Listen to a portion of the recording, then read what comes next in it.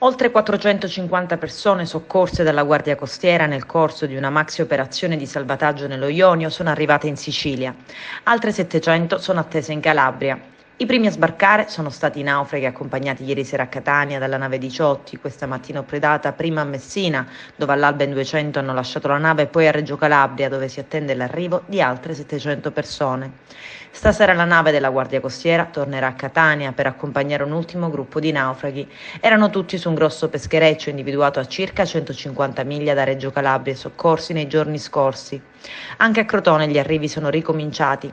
Prima un peschereccio partito dalle coste libiche, poi una barca a vela che ha iniziato il suo viaggio in Turchia sono state individuate al largo delle coste calabresi, accompagnate al porto dalle motovedette della Guardia Costiera.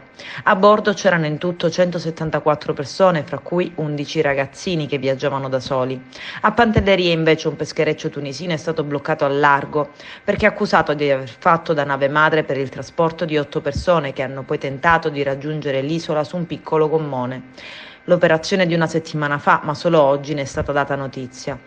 La segnalazione è arrivata da Frontex, ma ad operare sono stati i finanzieri del reparto aeronavale di Palermo che rapidamente hanno raggiunto la presunta nave madre mentre tentava di allontanarsi. 3 persone erano a bordo del peschereccio, sono state fermate con provvedimento convalidato dal giudice per le indagini preliminari di Marsala. Per gli investigatori la pesca non era altro che un'attività di copertura perché a bordo non c'era pescato e le attrezzature apparivano ben riposte e inutilizzate.